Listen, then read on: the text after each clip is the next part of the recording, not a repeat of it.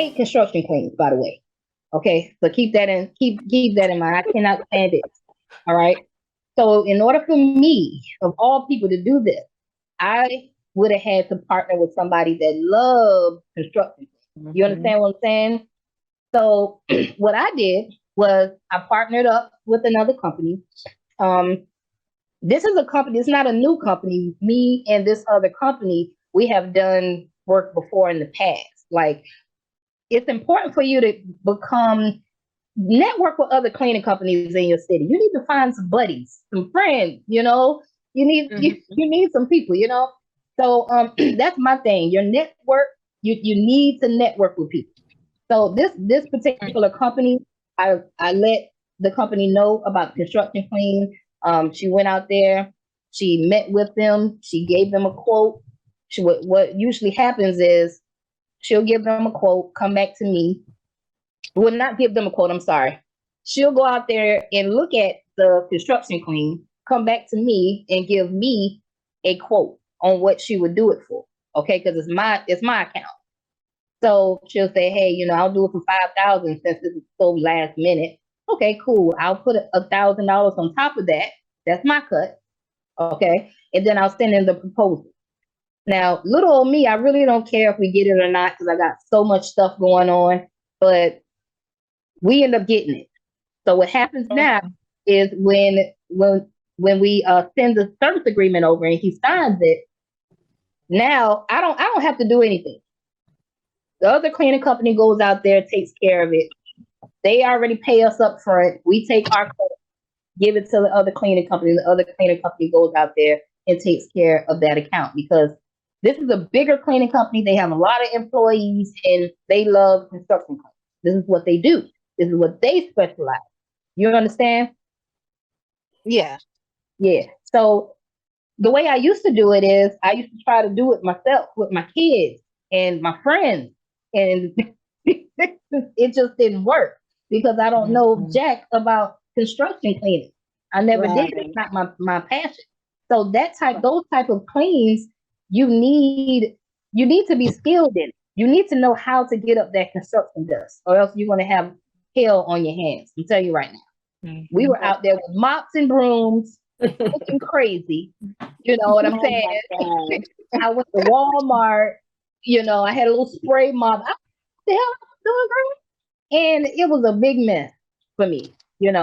So nowadays, I'm not trying to do dib and dab and stuff that I'm not familiar with, especially if it's one of those like heavy duty construction claims. Did you lay Mm-hmm. eyes on this yet?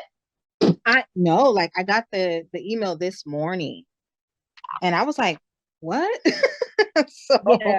I can see if it's yeah. a light construction clean. If it was a light construction clean, something that my ladies can handle, cool. Mm-hmm. I can bid that and I could send one of my girls out there. I'm only going to, I know what my ladies can handle. They're used to Right. doing Airbnbs and move in, move out. Okay. Mm-hmm. So a little light construction clean, like a final clean, like the deep clean has already been done and they only Mm-hmm. need like a quick little fine. I can do that. I know my limits of what my ladies can do. All that heavy duty stuff, I outsource that to somebody that actually specializes in it. They have machines to get that stuff Mm-hmm. up off the ground. They understand how to get it up off the ground. Mm-hmm. So that's Okay. the only way I would take that account is if I can outsource it to another company and put my $1,000 on top. Okay. So now it makes sense. I don't have to deal with it. I don't even want to see it. I didn't even look at it.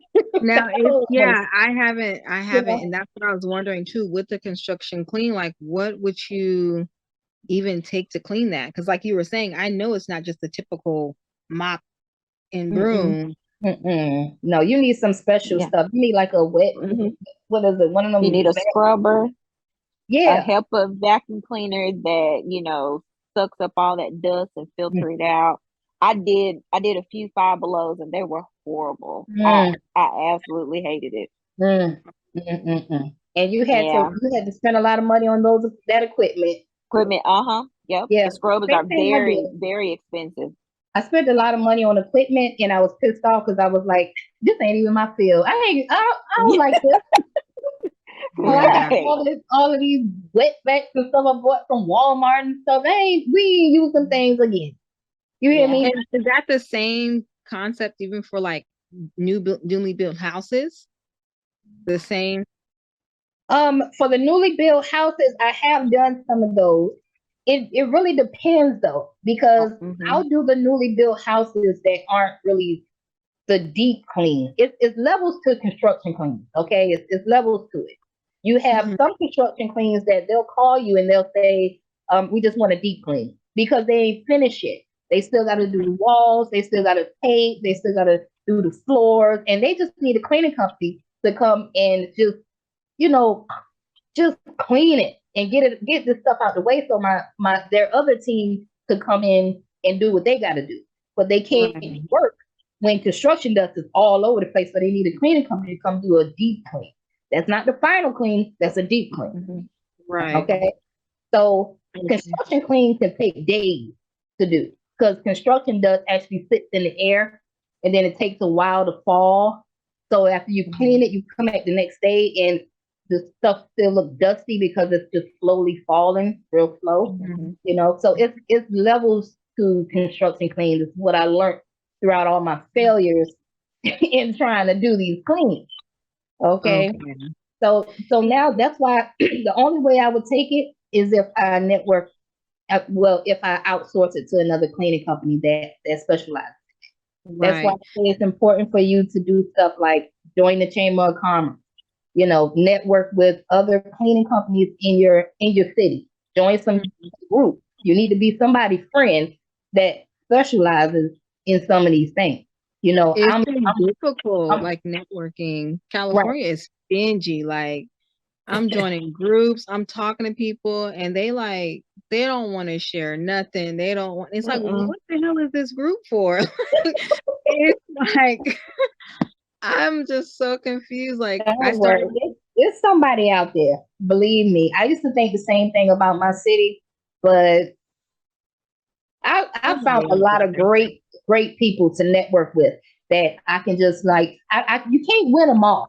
You know, you can't win everything. So there's contracts that come to us that I don't even want. You know, I give them to my cleaning buddies, my other cleaning companies, and half of them, some of them I even coach to be cleaning business owners. So I'll just, you know, send a restaurant or something that I don't want. I'll send it to one of them, and vice versa. They'll send me stuff that they don't want because they don't like Airbnb. They don't like, you know. So whenever you have people in your network like that man, the flow is beautiful. We always helping each other out. You know, even when it comes to hiring, they might call me and say, "Hey, do you know Mary Sue? She just, you know, came over here and did an interview. She said she worked for you." So, you know, I get to tell them about Mary Sue and why she don't work for us no more. You know, so we have a community where we really, really help each other out, man. You gotta network with people in your city when it comes to outsourcing. Find you a buddy.